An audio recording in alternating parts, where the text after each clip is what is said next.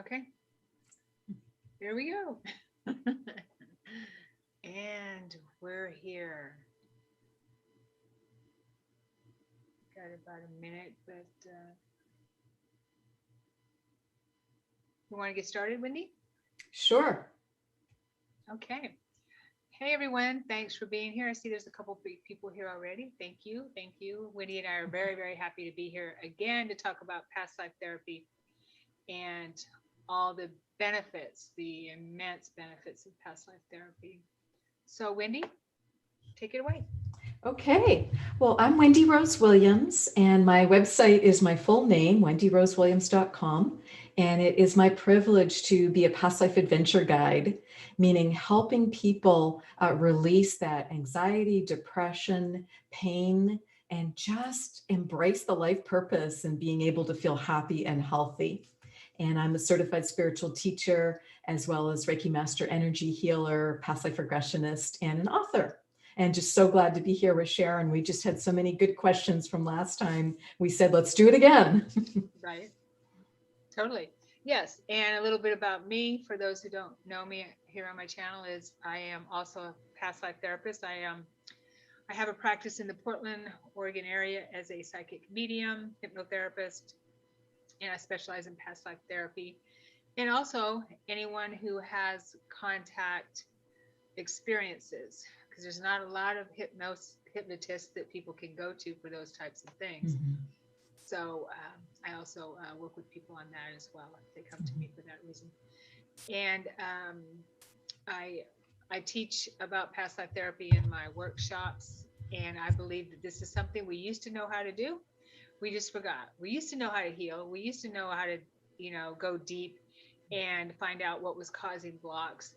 And I think Wendy would agree with me that we bring forward these patterns from other lifetimes, and then things get in the way, and then we're like, why am I this way? Why am I afraid of, I don't know, afraid of flying? Why am I afraid of spiders? Why am I deathly afraid of spiders? Why am I deathly afraid of water? And things like that, and even more, or relationships too. And we realized that trauma in past lives. And if we don't resolve it in that lifetime, then we bring it forward into our current. So we're here to help with understanding and answer some questions. And we will discuss some questions that we came up with. And then at the end, I believe we might even get a couple of meditations in or something like that, Wendy. We'll see how it flows. Right. Yeah. And we'll take some questions toward the end. Okay. You just have to put them in the chat. We'll be happy to answer anything, or hopefully answer as much as we can. All right, perfect. Well, would you like me to kick off with the first question, Sharon? Sure. So these are some frequently asked questions that Sharon and I both hear. So that's how we chose these questions. And often hear, can I have a successful session if I don't know how to meditate? So what are your thoughts on that, Sharon? Yes, definitely. And it depends on what type of session I believe that you are looking for. I mean, I do both. I do hypnosis with past life regression as well as readings. And so you can have a successful session with a reading where we work together. And as an intuitive, as a psychic, I'm able to read your records, and you, of course, have to be open to it. As far as hypnosis, I don't feel that you need to know how to meditate in order to be hypnotized. Okay. It's just, for me, it's just what I understand and what I know with working with people in hypnosis is you just need to be kind of open, right? And be able to relax and let go a little bit. And there's a huge factor between the client and the practitioner of trust as well. So I don't believe that you have to really know how to meditate in order to have a successful answer. The short answer is no. The long answer was no. I don't believe that you have to know how to meditate in order to have a successful session. What do you Yeah, think, Wendy? I agree. It certainly can be a plus if people know how to meditate, if they have a spiritual practice, if they've ever had a session or an experience on their own where they felt their vibration rising and where they felt themselves really relaxing and moving into that type of state. But the reality is, I mean, it's a free will choice. And in a lot of ways, it's really the individual, it's the client's higher self and guides that are architecting. And we just build that sacred space together and just help facilitate. So yeah, those are my Perfect. thoughts on that. And another question I hear frequently is what's the best way for me to prepare for a past life regression therapy session? Is there anything I should think about or do? So Sharon, you want to lead us off with that? Sure. I always ask my clients to be in an open space and not have any expectations, but they can also have in the front of their mind for this type of work maybe some situation in their life, whether it be a relationship or not being able to work through something in their life, job, career, anything. Maybe have an idea of what they want to look at, and usually that comes up anyway. What I find is something that's in the forefront of our mind or that's in our reality that's going on now, right? And why people reach out for help.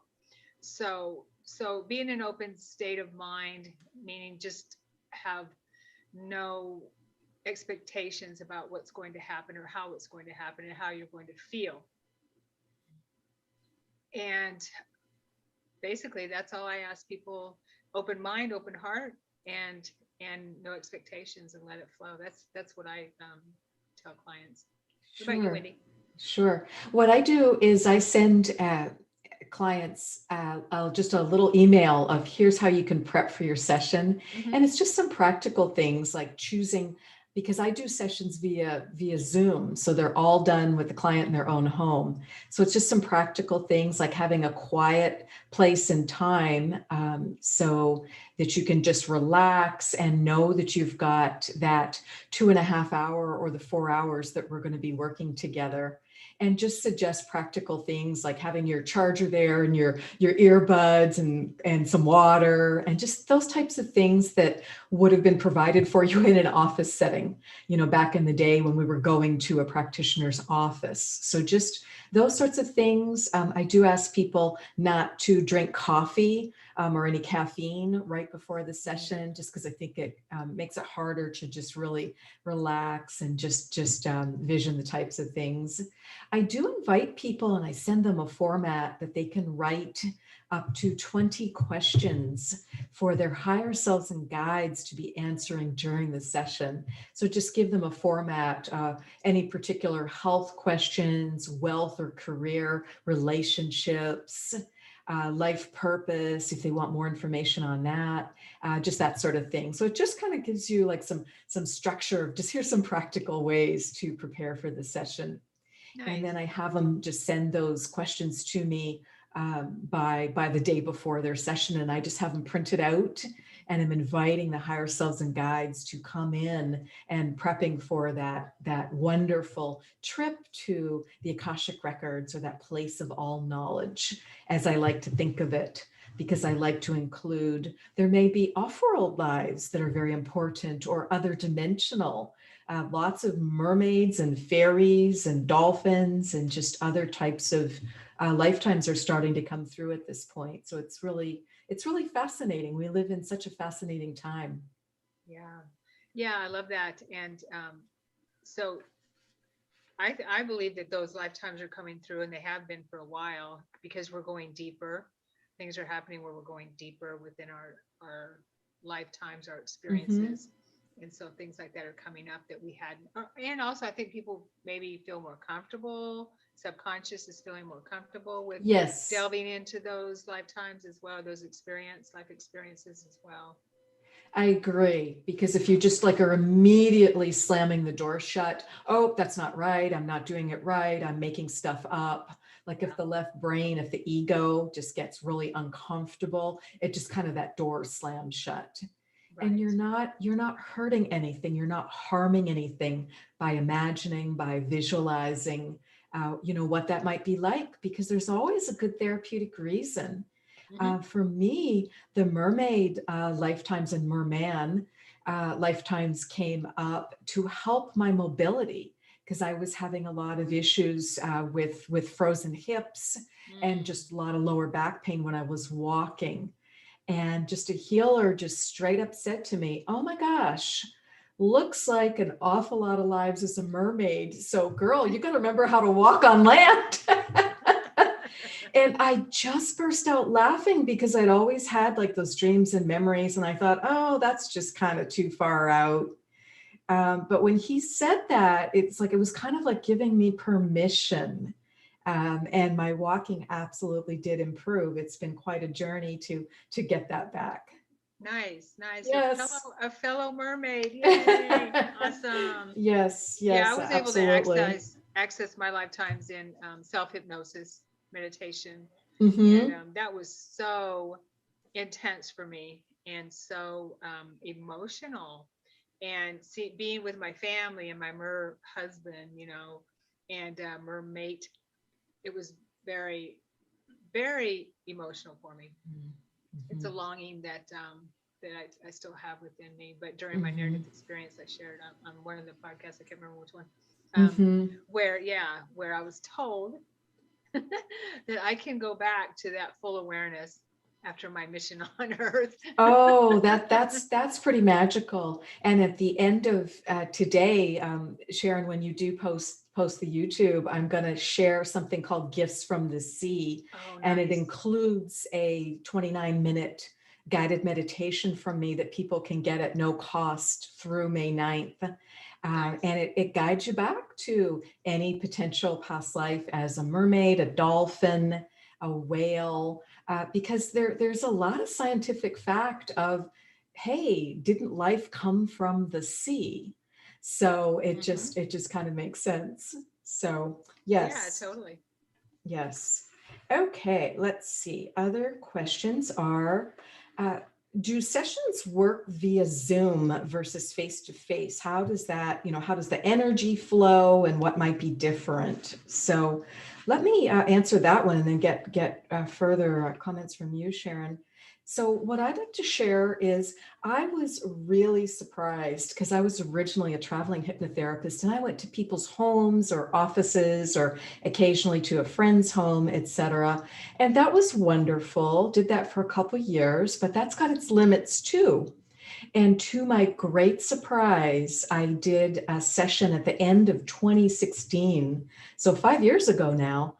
And my guide said to me, "Guess what? Surprise. That's the last session you're going to be doing in person at someone's home. You are now going to do this via Skype."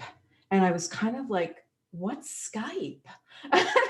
It's just so interesting when you hear, this technology, or you hear like a term from your guides that you're not really familiar with, or you know, just very basic familiarity with. And so I went back and did some retraining, because I needed to just practice and see what felt different and what the experience was like for the clients. So I went back and did a good 6 months worth of sessions where I offered sessions, complimentary sessions, to people where we'd done one in person together and said, "Hey, I'm doing this new thing via Skype and I'll record it for you. Would you like to do another session with me? And you'll get to be in the comfort of your own home." And so that's just how it came up for me. And as long as your home is, quiet enough and peaceful enough for you to go be in your bedroom or be in your home office. I've had people go in their walk-in closet and just say, "Hey, I've got, like a little chaise lounge in there, or my recliner chairs like hidden in there away from the family." I've had people do the session in their car, in their garage, or go park it somewhere. It's just, as long as you can have your phone or your tablet or laptop with you to get on Zoom together. So it's freed things up, and it's made things so international. in such a fun way. So to be able to connect with people in the UK and in Western Europe and in Australia and New Zealand, I think that's been the surprising plus of us all having been sent to our rooms by COVID. Because luckily, Zoom does allow some connection. So that's been my experience with it. So Sharon, what can you add to that? What are you doing at this point, and what are your experience have been with the different venues? Sure. Yes. Well, I haven't done any actual hypnosis or hypnotherapy sessions via Zoom. I still do those in person. Okay. Okay. But I do my psychic and mediumship sessions and my classes via Zoom or phone. Mm-hmm. And I really cannot tell a difference in the quality of the reading for me. And I shouldn't say the quality of the reading, but the quality of the connection. Okay. So the spiritual connection. Exactly, as I'm connecting. But I do lead meditations via Zoom, which requires, some relaxation and that type of thing. And in my classes, I do lead guided meditations where is, just that light trance of hypnosis type of thing. And it seems to go well. People still get information in their, in the guided meditations and things like that. So I haven't seen a big difference. Of course, it makes it, accessible, a lot more accessible for people to be able to do it this way. So that's a blessing with this, what we've been going through for the last year or so. So yeah, I guess I would have to ask my clients. Of course, in person I feel is always best because you can see the person's, face to face for that personal touch. But as far as connecting to spirit and the other side in my work, I haven't seen a difference that way. And some people are more comfortable in person themselves. So you took the words out of my mouth. I think that we live in a fantastic time because there's choice. Right. So certainly, now that we've got more people being able to get back together face to face again, and if that's someone's choice, they absolutely should look for someone local if that's what feels right to them. Because some people they do want and need that in-person type of session. So it's whatever you feel drawn to and whatever feels more comfortable. And whereas other people, they want to work with a particular therapist, and it's just neat that we've got the option now. It's pretty amazing. So I'm working with a new client in Switzerland, for instance. Nice. And just to be able to do that, it's really wonderful. So another fantastic free will choice. So, all right. And I get a question. I got it literally just a day or two ago. Will I remember all of my session? What should I expect? What will that be like? Do you have thoughts on that, Sharon? Sure. And I'm assuming we're talking about hypnosis. Past life regression therapy. We're in that context. Yeah. Because I look at it from both sides. Right. The work I do. And I record everything first off. I record all my sessions. So if someone feels they didn't remember everything, then there's always a recording. But in my experience, it depends on how deep the client goes, how much they remember. And I have found that most clients remember most of the session. But again, it's recorded. So they are welcome to listen to it to see if there's something there that they would not remember. Absolutely. And I do the same thing. I have the same practice. I record all sessions for the client because it just allows you to relax more if you're not trying to think, oh gosh, I wish I could write that down, or or just, that sort of thing. You can just close your eyes if you want to, and just be just really, really comfortable. So that way you're more focused on bringing through the images and remembering and visualizing and just like having that sort of an experience, knowing that it will be recorded for you. And just like you, Sharon, I find most people say, yes, I remembered most of it. Certainly I connected more dots once I listened to it. More healing came in, more realizations came in. And there are certain people who do go very deep, as you said. I am one of them. So I'm always super surprised when it's the end of the session, because I really lose track of time. And I've done some super long sessions where I'm the client at like 4 or 5 hour sessions. I'm like, what do you mean? It's such and such time, and we're wrapping up, and it's like, oh goodness, that's why I need to run to the bathroom. It's 4 or 5 hours later. And I really enjoy and depend on my recordings because I don't remember a lot of it. So I always think I do, but there's so much information that comes through, because a lot of it, you can kind of look at it as being channeled from our higher selves, from our subconscious, from our guides. And there can be these wonderful ascended masters and angels that come in, and because your vibration's just really high. I really like having the recording when I'm the client, and happy to provide it as the therapist.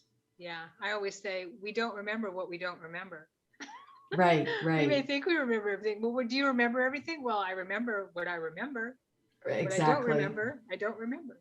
Memory is an imperfect thing. It works very hard to do its best job for us. But yes, memory is an imperfect thing. And it tends to be the more emotional type experiences, that resonance to it, that you can remember that clearly. Like I can really go back to the moment of my daughters being placed in my arms when they were born.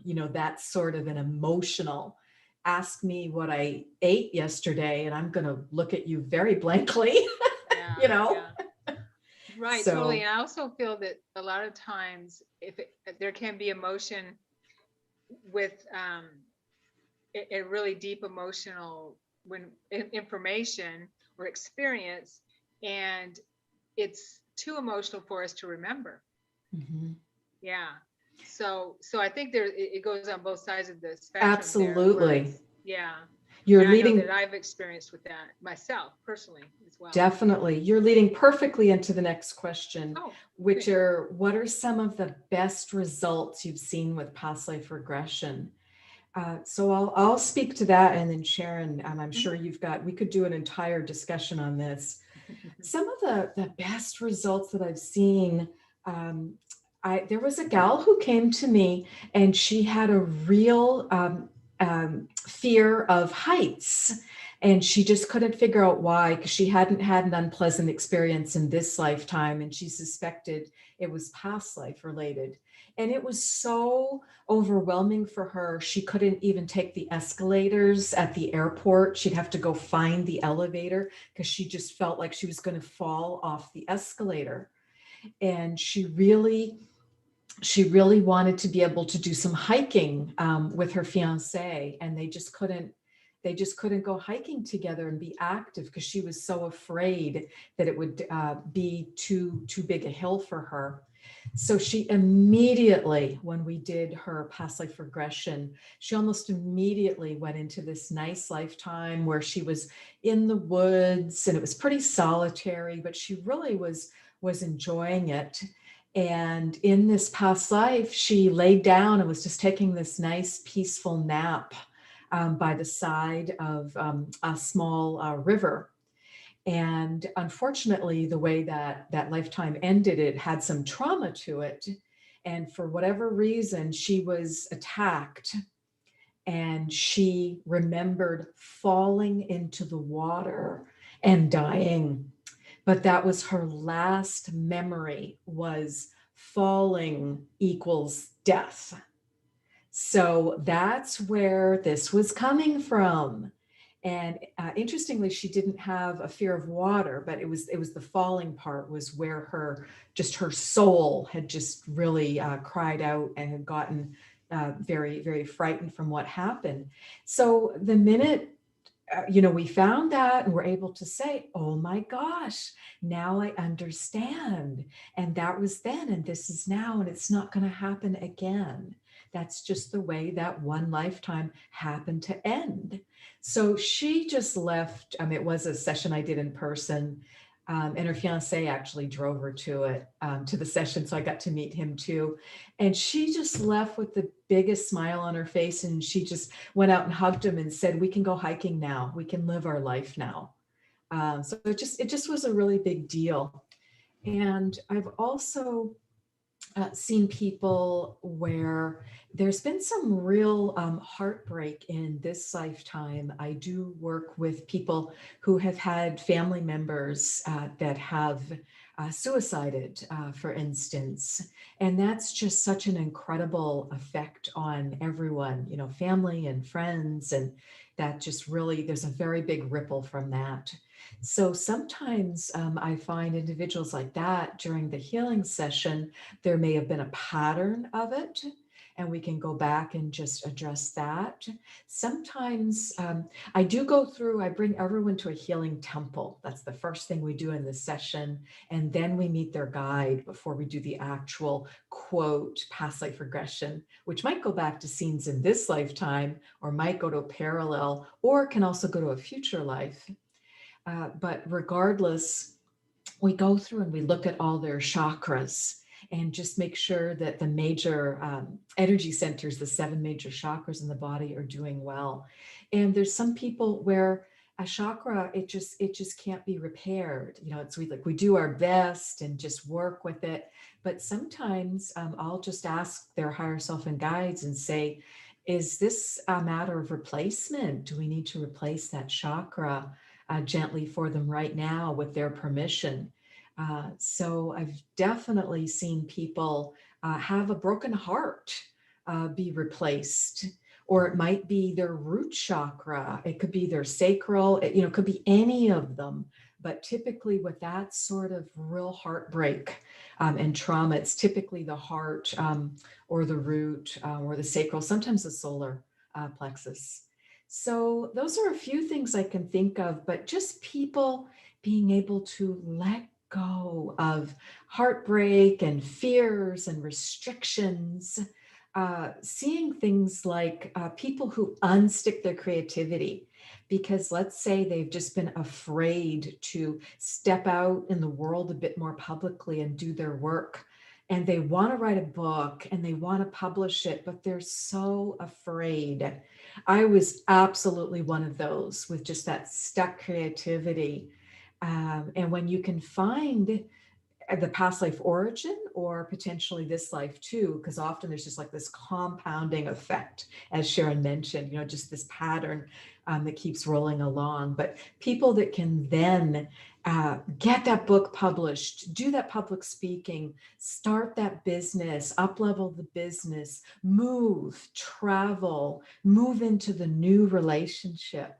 Also, people who are able to release a lot of stuck issues with poverty consciousness, and so many monks and nuns and vows of poverty. I just worked with a gentleman recently, and many of us have just seen these results of the business downturn, the financial downturn related to COVID.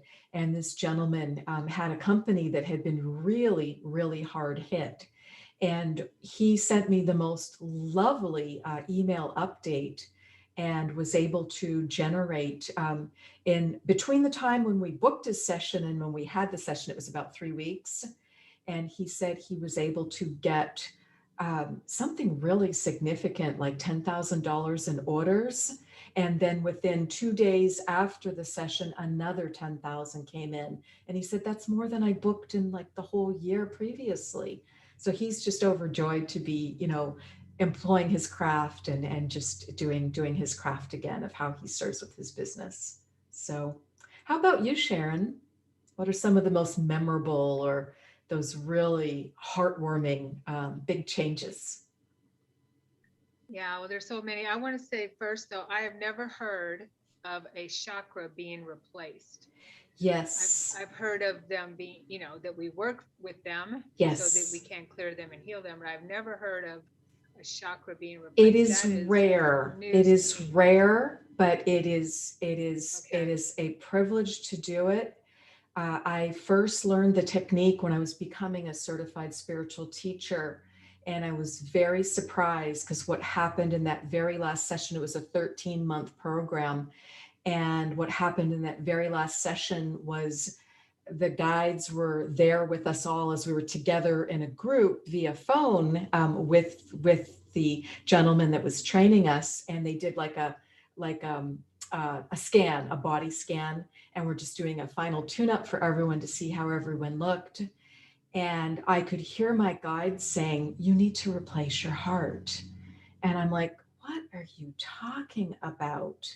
They're like, "You need to do it right now. We're all here for you now. We're all in sacred circle. This is the last thing you need to do to graduate, to become a certified spiritual teacher. And then you'll be able to help others by doing this."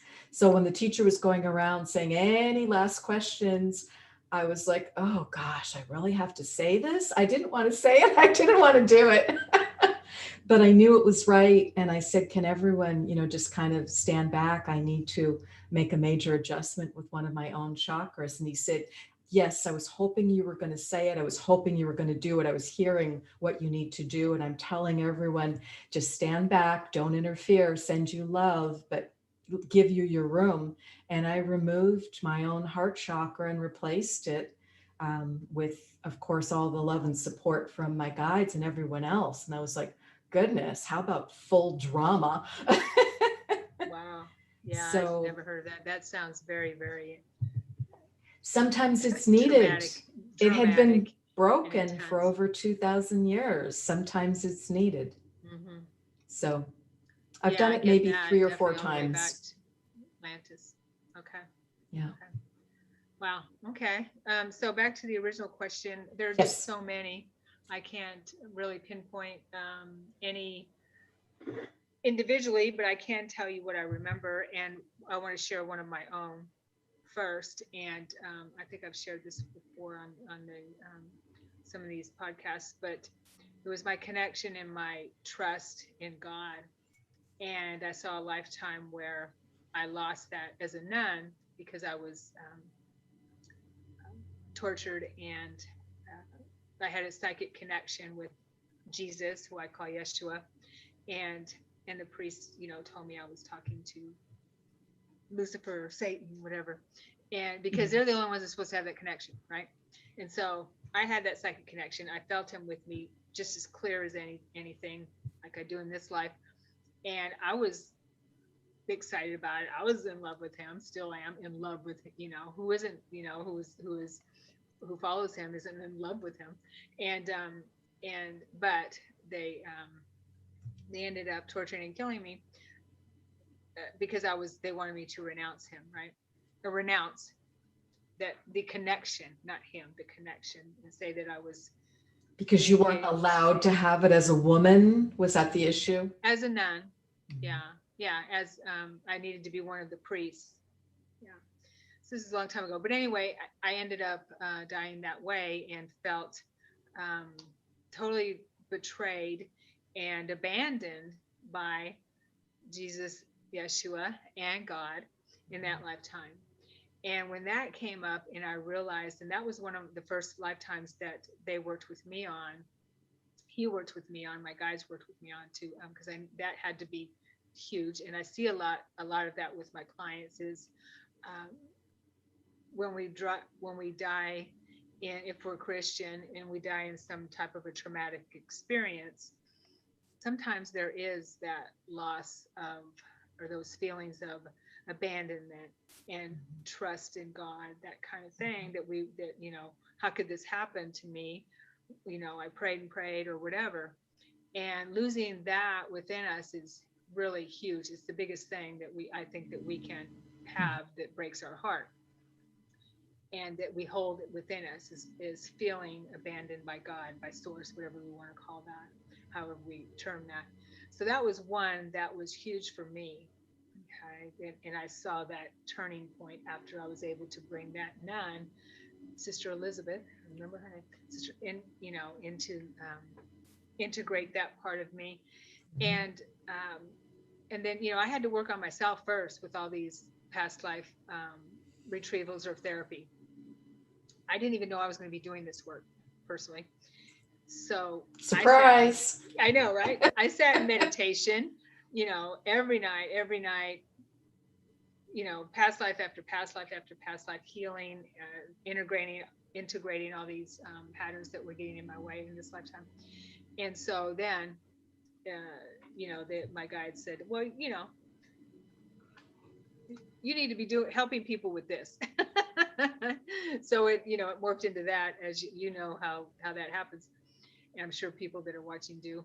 So anyway, there's a lot of people that I remember, clients that I remember, not anything in particular that comes to mind offhand, but where relationships have changed, which is really, really important. I feel really important, where one day, they're not speaking to their sister or their mother or their father, and then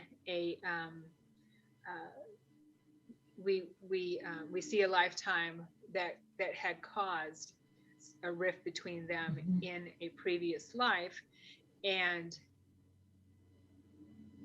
I get emotional talking about it for some reason. I just feel a lot of emotion with that. But and so they're able to understand it from another perspective.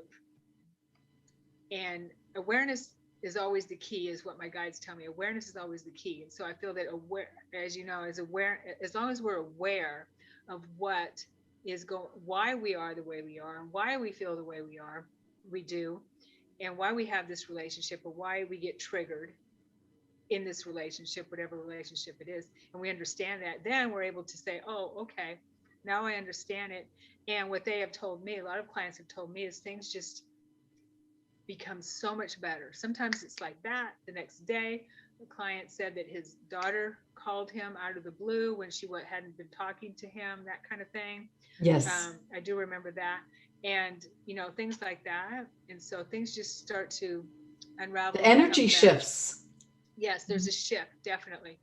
And I love that what you touched on, vows of poverty, because I found that to be huge with people, and taking these really deep-seated, deep-rooted vows of poverty as a priest or a monk or some, any kind of a holy person, and that goes really deep into the core of our soul. And so that could take some work to understand that we don't have to repeat that contract anymore, and give ourselves permission to release it. Say, this is a completely different lifetime. We're not that monk, we're not that priest, we're not that nun anymore. This is completely different. It's okay for us to have prosperity and abundance. It's okay. Well, we serve more people in that manner, or are able to. We have that option of doing that. And there is a lot of the religious conditioning. Money is the root of all evil. So I find a surprising number of clients have that ingrained in them. Yeah, there's all kinds of reasons, definitely, for us to have that poverty mindset, and many lifetimes. And another one that I remember well is a lifetime where not a few lifetimes actually, where people have trouble with their businesses, and when they see that they maybe lost a business in another lifetime, or were cheated out of something in another lifetime, or something like that, and if they were the reason for their business to fail in that lifetime, then there's that feeling of fear of failing again, fear of failure, which is huge. And so helping the conscious mind know that they're safe, and this is completely different, and bringing that experience into the whole, and realizing that that's not that was then, this is now, and I don't need to do that again. That that we chose that for an experience. Right. Oh, and another one now we're on a roll here, but I am, is remembering our innate abilities, our gifts and our abilities, our intuitive abilities, whatever gifts we have, that type of thing. Because a lot of people have been persecuted for them in other lifetimes. And I see a lot of people about that. And so there's a huge fear with that as well. That's Persecution, being persecuted again. Yeah. So that's a releasing wonderful one. Yes, those gifts. So knowing that it's safe to bring forward those gifts, Right. and that it's a different time, because I think that brings up a lot of the fears around authority and the government. So that fear of persecution. Totally. Okay. I have a feeling more of these examples may come up. Are there minimum and maximum recommended ages to have past life regression therapy? So I typically work with adults 18 and up. There's no maximum age for it. And very occasionally, I've had some very motivated high schoolers. I've had two 17-year-olds where with, parent permission, they had good reasons and wanted to do a session. What I do notice is with the younger clients under the age of 28, if they haven't had that first Saturn return around ages 28 to 30, less information may be shared, like less detail on the life purpose. And the guides can get kind of jokey and say, hey, you're only in chapter 12 of your book. We can't tell you about chapter 45 yet, because it wouldn't be fun to skip so far ahead. But that's my thoughts on minimum and maximum ages. You just need to be healthy and just be inquisitive and, wanting to have that experience. What are your thoughts, Sharon? Yeah, with my experience, I've worked with all different ages from, I think, around 11 or 12 on up. And of course, with a guardian, a parent, or a grandparent, or whoever their caretaker is. And what I found is the younger people are just so open and so easy to work with. They don't have all the layers and layers and layers of stuff that we build on. Sure. But and it's usually with now with hypnosis, that's different. I was just going to ask you to make that distinction. Yeah, right, totally. But her mother was there with her, and it had something to do with she was having nightmares, that type of thing, having bad dreams and things like that. Sure. And she was very, very sensitive and psychic. So, but yeah, I love working with young people. I see a lot of psychic kids, helping them to understand what they are going through, what they're dealing with when maybe their parents don't understand it, and the child, of course, doesn't understand it. And so I really love working with kids in that manner. That's such a big deal, because yes, those gifts and abilities, if they're not understood by the child, by the teenager, by the young adult, because they don't exist to that level elsewhere in the family, it can just be a burden. It can just really be off-putting and really hard on them, unless they get, to someone like you that can help educate them, and with some training and that sort of thing. Do you do some energy management basics for them, Sharon, like grounding and clearing and putting like a nice bubble around themselves, or do you get into any of that, or is it very individual? It's very individual, and a lot of times the children that come to me, they are afraid of their abilities or afraid of what's going on because of past life stuff. And sure. Children are closer to their other lifetimes, so it's easier for me to see their records, that type of thing. So we work together on that. And but yeah, every child is individual, of course. But yeah, whatever tools come through, it's not from me, it's from guidance anyway. And whatever comes through, right, is that's wonderful. I really appreciate that you do that service. I'm making a mental note of that, because I may have some families to refer to you. Okay. Very good. And then a question, or should we check the chat box? Is there anything live to need to respond to?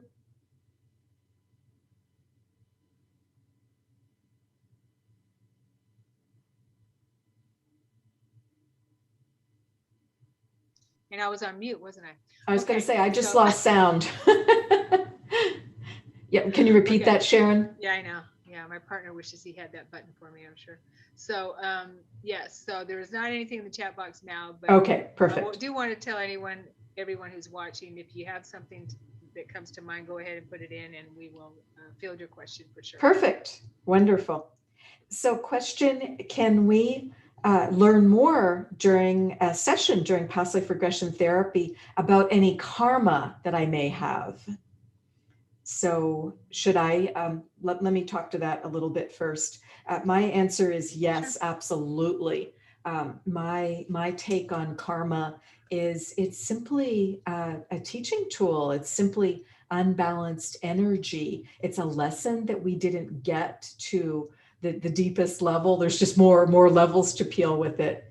It's not meant as punishment. I see a lot of things in social media of, oh, karma's gonna get you, and oh, I'm wishing karma would take care of you right now. No, no, no. That's it's just unbalanced energy to help us learn. It's not meant to harm us or trip us up in any way. Doesn't mean it's easy. Some of those lessons can be tough, and they keep presenting again and again, usually in larger, more challenging ways, because we didn't get it when it was subtle. But absolutely, that's something I always address with clients in session and ask their higher self and guides. Is there any karma remaining? Can we learn the lesson right now? Often it's forgiveness, it's boundaries, it's gratitude, it's those sorts of things. And we can, get more specifics if we need to. And then people can move from the karmic path to the dharmic path, where you start to really live your purpose and start to, really get some enjoyment out of it, and not just be, slogging it out with the challenging health and the challenging finances and everything else. But it's like you're really transmuting that energy that doesn't serve you anymore. So what are your thoughts and approach to karma, Sharon? Yeah, I would agree with that, Wendy. I do see karma as a balance, and I don't believe it's punishment. I believe it's a choice. Say if let's say you're in a lifetime and you made an agreement with someone to murder you, and you think, okay, well, I experienced that, and let me experience the other side of that karmic cycle, where you murder me or whatever it is, or the other way around, or I murder you, kind of thing. So you can look at that as karmic, but there is a balance. I also feel that with the work I've been doing for so long is that the only reason past lives come up is to clear karmic programming, is to clear karmic imbalances, I guess you can say. Okay. And I made a promise with my guidance that I do not do past lives, any hypnosis or any types of readings or anything like that for just curiosity's sake. It has to be for healing. And so it's all karmic, it's all clearing karmic patterns. And because our time together is so precious and so little, I'm talking about the client, the practitioner, and the client, it has to be for healing reasons. And there's a reason why they come to a practitioner, is to heal, to understand, to be aware, right, of what's getting in the way of whatever's going on. So it has to be for healing and understanding and awareness. So yeah, karma, there's a quote I love from the Law of One, the Raw Challenge, Law of One, and what it is what it in forgiveness lies the stoppage of the wheel of karma. Yeah. So basically what it comes down to is forgive, forgive, forgive. Exactly. Yeah. And forgive not only others, but forgive yourself. Because that people I think, often yeah. stop short of that part, and they're just, just beating themselves up on they did their very best, Hmm. but there still may not have been uh, a, a positive outcome or the outcome that they wanted, because there is a difference between want and need. So yes, yes. Yeah, I So totally agree. I think that forgiveness has everything to do with forgiving ourselves. Everything to do with forgiving ourselves. We can, and I believe the other is forgiving the situation or forgiving why we chose this experience and that we can't get over it. Like Ho'oponopono, right? I love yes, you. I'm sorry. Please forgive me. Thank you. Yes. So it's all about, forgiving. I love myself. I love you. I'm sorry. I'm sorry that I brought this program or chose this experience again over and over. right. Yeah, I love you. I'm sorry. Please forgive me. I forgive myself for that. I love you. I'm sorry. Please forgive me. Thank you. Thank you for helping me become aware or whatever it is. So I believe it's all about forgiving ourselves and the rest follows. Absolutely. And it's really interesting. It was a surprise to me because I definitely had some personal work to do in the area of forgiveness, to be able to easily forgive, just naturally forgive, and just to be able to, lift ourselves up in that way. But because I Totally. had a lot to learn in that area, it became the theme of my first three books. I mean, it was a surprise when it showed up in the first book, in Regression Healing 1. But that's why that soulmate and I met again and again and again, 19 lives together, because we had Nice. not perfected forgiving one another. So that's why that came up. And I actually wrote a forgiveness resource guide in the back of that book, because we teach what we need to learn. It Yeah, just, totally. it's so Totally. true. And then the second book, which just the Flow One, Plymouth Plantation. So we've got nonfiction, and now we've got a novel, and it just seems so different and unrelated. But again, that experience in Plymouth Plantation, I wrote it as metaphysical fiction, but it's my own past life in the 1600s. And guess what? Had not Nice. mastered forgiveness. So it keeps coming up, until we Totally. really master it. And that's a good thing I have a because, little, we have a couple questions oh, here please. and, but yeah, so I'm sorry, I interrupted you. Go ahead, No, Wendy. go right ahead. Okay. I just wanted to share a really huge forgiveness, experience for me. And it taught me so much. I mean, just changed my whole outlook on forgiveness and why we're here and what we do when we come here and why we choose these experiences. As a child, I probably shared this before. And as a child, I was horribly abused by a family member. And when during my quickening, my awakening, uh, Jesus, Yeshua, worked with me on forgiveness, right? And during my meditations, he would ask me to imagine this person in my mind's eye and just saying, "I forgive you, I forgive you, I forgive you." Just I didn't even have to feel it. I love you, I forgive you, or whatever. Just in that, just imagine having that conversation. And it took a little while, but there was this epiphany for me where I realized that he and I chose this experience together because it was a pattern from way, way, way back when, where I chose it then. I did not complete that karmic loop in that lifetime. And so I chose that pattern over and over for him to come into my life and treat me very, very badly. And so I realized, oh my gosh, he has been doing this for me. He lowered his frequency so low in each lifetime to be the abuser, and I'm the one being abused, not the victim, but the one being abused kind of thing, because I chose it. And I had the better end of the stick because in this lifetime he's just, he's got a lot of issues, a lot of problems, obviously. But I realized, oh my gosh, there's nothing to forgive. This is something we had planned, and we and I always get emotional when I'm talking about this, and he agreed to do with me. And he had so much, and has on a higher level, in that soul group level, so much unconditional love for me that he agreed to do this with me, and so that I could bring that part of me within my whole, within the light, and move on to something else. And that was a huge lesson for me with forgiveness. It wasn't anything that I had. I mean, it was, forgiveness kind of went out the window, because it's like there's There's nothing to nothing to forgive. forgive. Right, right, Yeah, and I get goosebumps talking about it, but that was huge for me. right, Yeah. right. Well, thank you. Yes, that's a really powerful story. And I know it's one, that particular example, that's one that a lot of people have questions about, because it just seems so unimaginable. Yeah. So, Yeah, totally. So we have a couple questions here, Wendy, if you're up for them. oh, yes. Okay. So this is from Eliana. Hi, Eliana.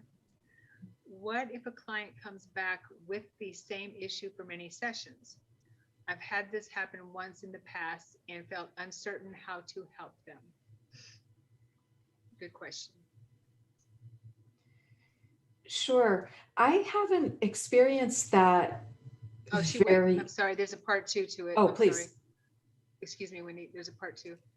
Yeah. We kept exploring various past lives and did soul retrieval, but their symptoms issue did not seem to improve. Okay. Yeah, that's just a tough situation. I mean, certainly it can come up. I mean, it doesn't mean you as the practitioner or the facilitator did anything wrong. It just can mean that there's a lot of energy or baggage in a certain area, and it can just take time to unpack. And not everything gets solved in a single session. So, there just can be more. I honestly laugh at myself because all of a sudden I'm in the midst of having my own meditation and I'm like, oh gosh, I have to work on this again. Or an instance comes up where I'm being triggered and it's like, oh wow, I've got more work to do in that area. Mm-hmm. So I just give yourself a hug and know that you did the absolute best you can, as did the client. And people always get what they need, which doesn't always match what they want or what you want, because of course we want everyone to be fantastic after a single session, and that's not always possible. Yeah. So sometimes people have to just sit with it and just rest for a while, and maybe in 3 months or 6 months or a year something else has happened where it's now they're gathering their resources and it's like, okay, I'm ready to work on this again, and they can up level at that point. Yeah. What do you think, Sharon? Yeah. That's tough. And I've had, thankfully, not very many clients who have that stubborn block that just doesn't want to go anywhere. And what I've learned and found, that sometimes people just aren't ready to let go of certain things. And it has nothing to do with you. It has nothing to do with them on a conscious level. It's just that it's not ready to let go of. They're just not there. And also, I've learned that there are other circumstances that can be, have a part of whatever that block is that's causing whatever the issue is, that and sometimes the person, or the client or whoever is looking at whatever the issue is through this narrow-minded view. I expect this to happen, this needs to Mhm. go away.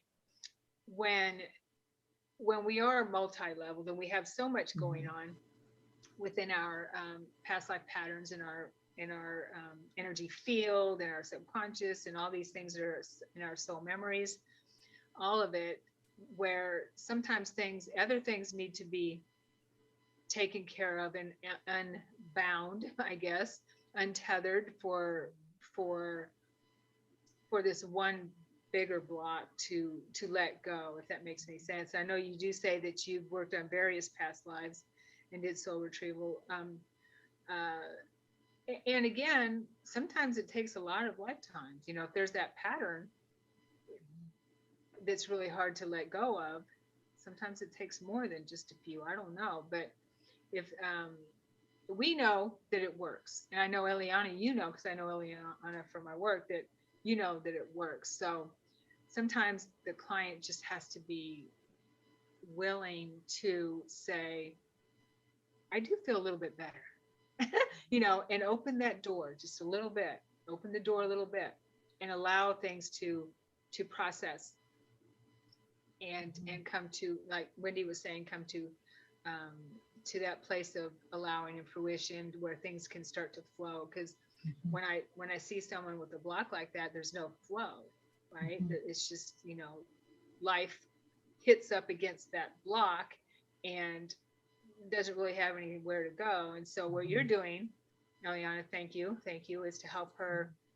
chip away at that block. So, yeah. That makes great sense, and I'll use myself as an example.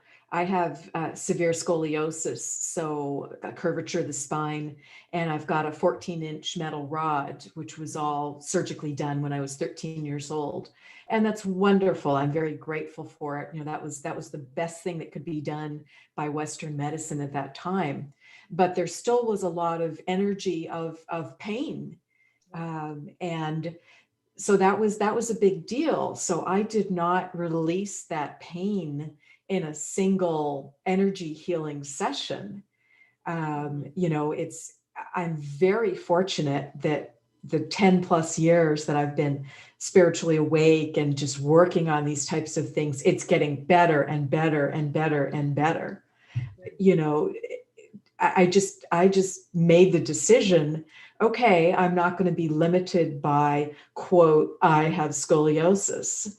It's the quote, disease is not going to go away, but it's not progressive. It's been surgically corrected. And what I wanted to work on and resolve was to be able to have a normal, active life and just not be limited and bound up by pain every day. And I have been able to accomplish that, but it took many sessions. Yeah. So, but there's an example. And the first day that I woke up and realized I don't have any pain. I mean, I literally burst into tears and said, okay, that's the vibration I'm looking for. Now I'm going to hold that vibration for the day. And, did I slip backwards at times? Absolutely.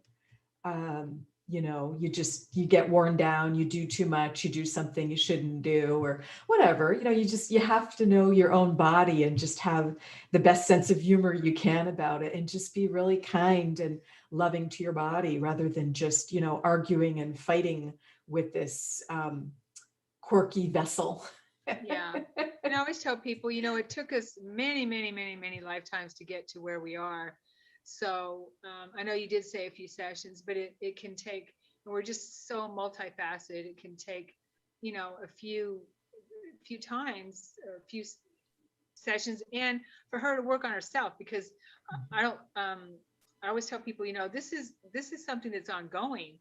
It's not something that, boom, like you said, Wendy, we have a session and you're fixed. I would love to say you're fixed, we're fixed, yay, everything's good. But it takes work with the client as well, for her to keep her or him, and anyone, and that wants to work on their self growth and their spiritual growth and all that personal growth. Mhm. It takes their own work, too. So there has to be that meet in the middle kind of thing as well. Yeah, not saying that that person hasn't, but it's just really important to remember that when we're working with people, that we're not, you know, it's really not fair to put all the burden on the practitioner if the client is not moving forward with that work as well. I hope Mhm. that makes sense. Yeah, Mhm. yeah. I hope that was helpful, Eliana. There's another question here from Sherry. Hi, Sherry.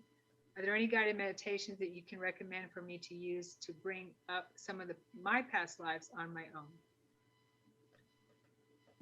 Now, I do have one that I have in my classes, and I just need to put it on here. I just need to snip it down to that meditation and put it on here. But I know that there are also YouTube meditations as well. So you can probably find um, some out there and just go with whatever you resonate with. But Yes, I Wendy can probably has some recommend too. one on YouTube. There's a Dr. Brian Weiss one on YouTube. I think it's 35 minutes. So if you go on YouTube and search for Brian Weiss past life regression guided meditation, because he's got so many different YouTubes, but if you search for that, you'll find it. And I also will be linking in today's comments, I'll be linking one, and it's specific to a guided meditation to explore any of the mermaid, dolphin, whale type past lives. But yes, great question. Nice. Any other questions from the chat, Sharon? There is another question from Tisha. Hi, Tisha. Do we have the same guides in each life? Do we gain new ones? Thank you. Oh, that's a super question. My personal belief is we always have at least one guide for our entire lifetime, and then it's up to us. It's a free will choice, how and if we want to consciously connect with them. I personally believe that we have different guides in different lifetimes because we're working on different life purposes, and we're just at a different point in our soul progression. It's an interesting question to me. Never say never. Perhaps there can be a guide who still is, the best choice. Maybe you're doing like a series of lives that are closely related, or maybe you've got some parallel lives going on, simultaneous lives, for instance. So it's possible. It's a really interesting question. I also know people, and I've personally gone through the experience where more new guides come in. So some people just have that, one guide, and that's their wonderful generalist that just helps them with everything. And that guide can certainly get other information for them, because no one guide can be totally omnipotent or omniscient and know everything. But they can be that triage point, and other people more directly work with multiple guides, which is what I choose to do. So it's different for different people. What do you think, Sharon? What are some of your experiences personally and with clients? I love this question. Yeah, totally. Yeah, it's my understanding and believe in my experience that we do have one guide that works with us our whole life, and depending on our spiritual and personal growth, the frequency of the guide that they may have been with us in many lifetimes. They could change depending on where we are with our growth, and the more we grow spiritually, our guides change. But we do have one main guide, like you said, Wendy, is what my experience. And that as we progress spiritually and personally in our life, then we have other guides that come in, like teachers that have something that they are that's their expertise in certain areas. And for instance, a female guide might come if we need to work on motherhood or divine feminine, the hurt divine feminine, or the hurt motherhood, or something like that, or help us with our mothering abilities or something like that, if we have any kind of need any help with that. And then another guide might come, a male guide might come with us in a teaching manner, for we want to be an engineer, and help us with that kind of thing. So there's all kinds of guides that can come and go in our life, I feel. I know that personally I've come across many guides that have helped me in certain areas of my life. And so, I feel it's kind of like as above, so below. We have teachers and mentors in our life here as well. I feel it's the same way on the other side, but that we have one or two, basically one that might be the one that is predominantly with us throughout our life, and possibly in other lifetimes as well, depending on our growth. And there also can be guides that are new to us, and they're new to being a guide. So they're like a guide in training. So I have a guide like that right now. And when I ask guides to come forward to help me with a certain project, like let's say I'm sitting down to edit my book, or to like do a big project like that, or to do an important podcast presentation or whatever, I'll ask and say, okay, come on in, who's going to help me with that? And I've been noticing this one guide coming in, and he's just like kind of observing and getting the flow of it all. You also can have your own higher self as your guide, because we really are all one, whatever take you want to have on that. And our guides are an aspect of us in a certain sense. And we also can have past life selves that are guides. So I definitely have some of my guides. I lived that past life. So it's just the way the human consciousness works. It's just so multi-layered. Someone said to me recently, well, it's kind of like going down the rabbit hole trying to learn yourself.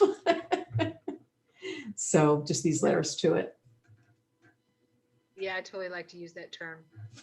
I fell down the rabbit hole today, so I need to get out. Okay. I hope that helps, Tisha. Okay.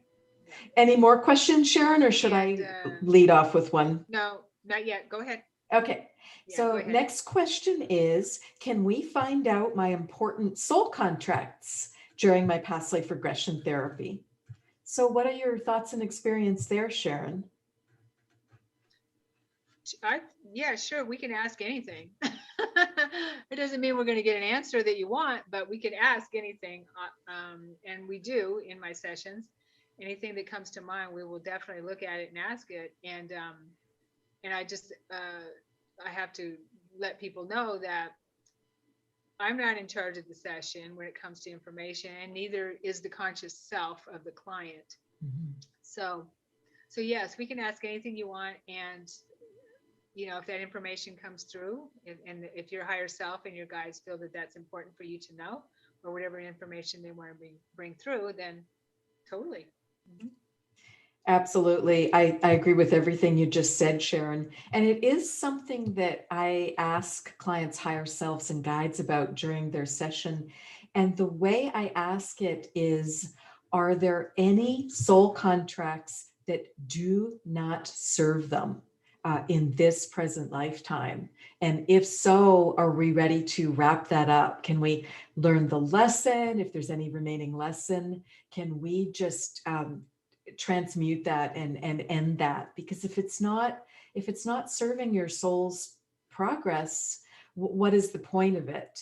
I had one session with a woman who, interestingly, at home, her job at home, when not incarnated, when she's with the light in heaven, whatever your belief system is for the correct terms here, she works in a branch of the Akashic records that is specific to soul contracts. So she's kind of like a soul contract attorney or guide.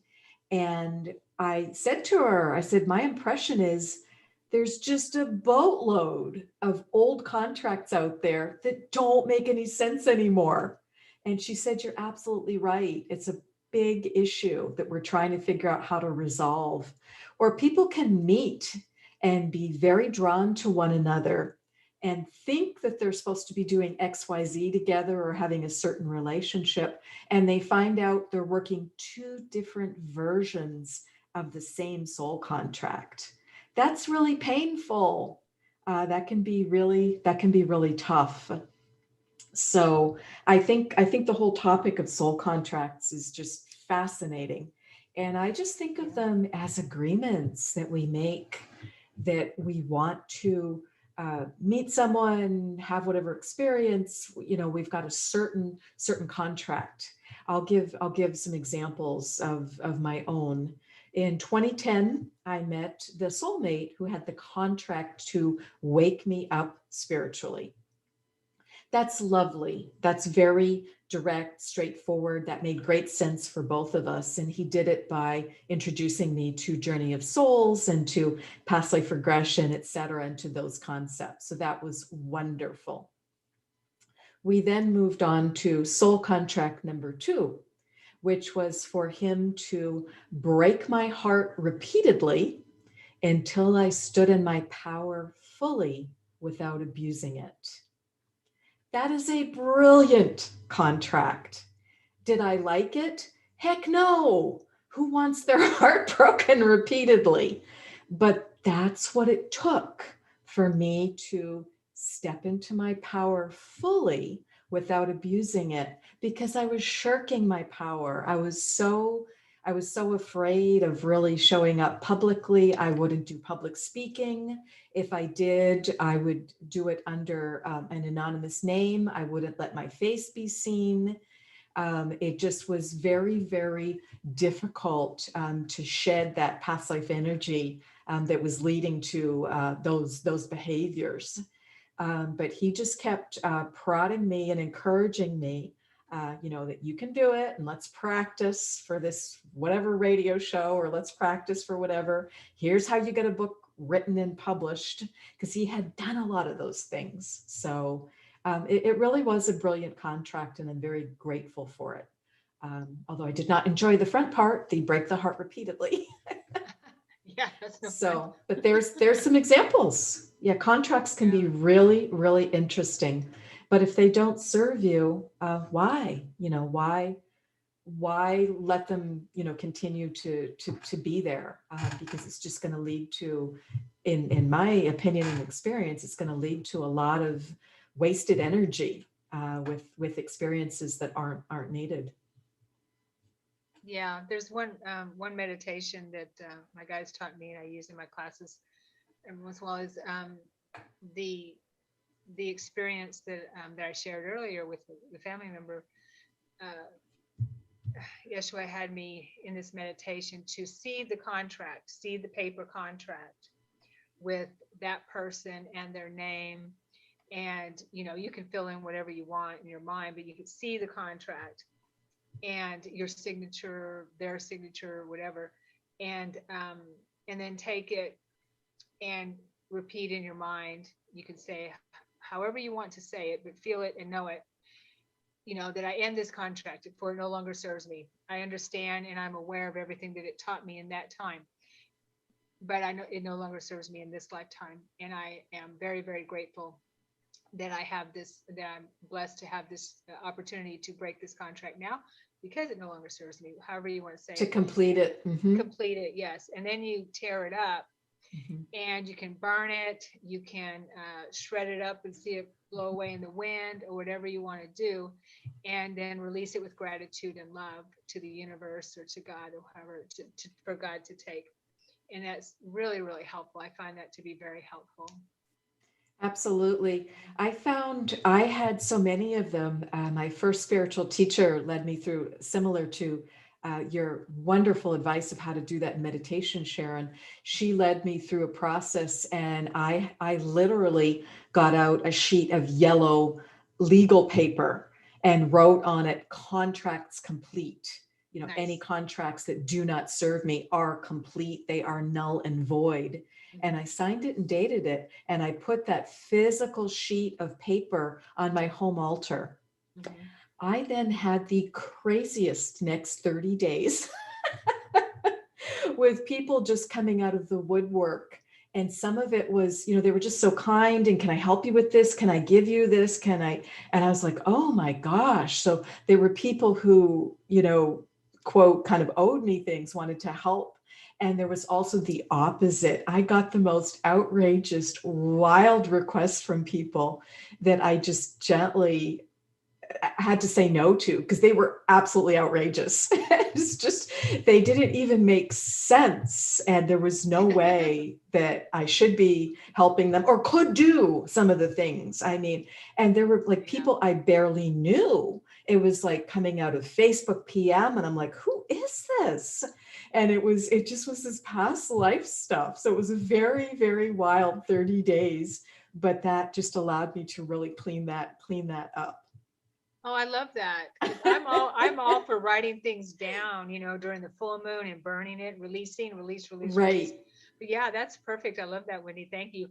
We can write down the contract as well and do it on that physical level as well. right, And, and see that as the contract, not only in our meditation, but do that on a physical level. Yeah, that's beautiful. And then burn it, tear it up, shred it, right, right. whatever. Yeah. And just set yourself free. And like you said, Sharon, it's just going back to that forgiveness and just Hmm. Hmm. forgiving everyone. And then when you do up level to the point where you just, it's not even necessary, but that's more the graduate level. Yeah, yeah, and I think that if we know, I mean, sometimes we think, our logical mind gets in the way and thinks, oh, I have to know what that contract is. If we're having a difficulty in some area, then just assume we have a contract that we can't get past, right? Right. And it doesn't mean that you have to know all the details, or that, do I have a contract or not have a contract? So just think in your Mhm, mind, assume that you do, mhm. and then that will lead you into that space of being able to, like you said, release that contract, for it no longer serves me, that, and that type of thing. So it's very, very helpful. Yeah, that I like this discussion here. It's extremely helpful, because sometimes we don't know why or what the heck is going on. Right, right. Yeah, Absolutely. yeah. And So we next, got about 10 minutes left. okay, So yeah. okay. All right. Next question. Can we communicate with deceased loved ones or pets, animal companions during my session? And absolutely, I do see that come up. It's not specifically the focus of doing the healing session or the past life regression therapy, unless the person chooses to write, a question about it, and then that just brings the intent right in there. But it Mhm. certainly does happen. I've had people reunite with all types of wonderful loved ones as well as animals. So, Sure. how Sure. about you, Yeah. Sharon? Oh yeah, being a psychic medium, that comes up all the time. Sure. So, and animals are really good about coming in if there's a departed animal that is really special to someone, Mhm. or yeah, that I love that when animals come Mhm. in. Mhm. Yeah, Mhm. totally. Yes. Perfect. And next question is, does everyone experience a past life during their session, during their past life regression therapy? What's your experience been there, Sharon? Yes. I have not worked with anyone who has not experienced something, and and again, I'm talking about hypnosis and in a past life reading, meaning that where I haven't experienced a past life for them or with them Mhm. during the reading, and tapping into the Akashic records. I also have not been in contact with anyone in my practice with someone who has not had a lifetime here on Earth other than the one that they're living. I understand that there might be some people here that this is their first life on Earth, and it might be very difficult for them. But I have not come across anyone that I know of where they do not have a past life that cannot be tapped into. Mhm. Uh, and so, yeah, in answer to that question, Mhm. I haven't had any experience where there wasn't a lifetime that didn't come up in a Sure. hypnosis session as well. Sure. I've had a few. Mhm. I'd say maybe it's pretty rare. I'd say maybe 5%. And what happens with those people is they need to spend a lot of time in the healing temple. So that's really how we're using our time, or connecting with their guide. And it's just that's really what is most needed.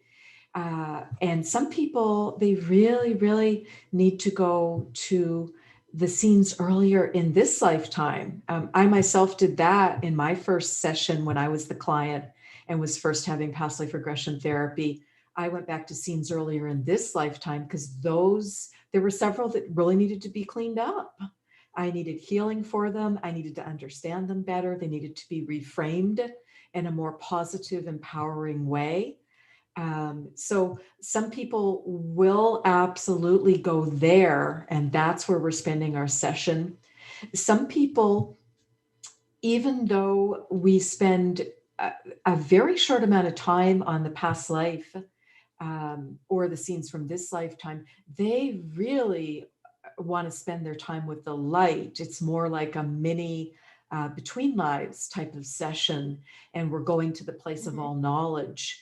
And because they can write up to those 20 questions, they're really looking at like future things in their lifetime, in this lifetime, because they've got, whether it's, you know, a big new phase of life is coming up, or they've got some fairly complex things going on of how they're going to be serving mankind, or, you know, really changing their life. So we might spend a lot of time there. So there's not much time spent on it.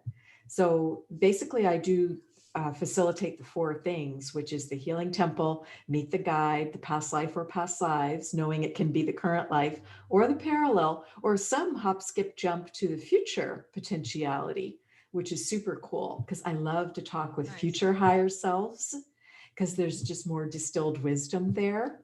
And that's really neat. And then we, at a certain point, cross over up to the light and really raise our vibration, which is why my guides said they did not want me as a traveling hypnotherapist anymore, because they didn't want me driving after doing that.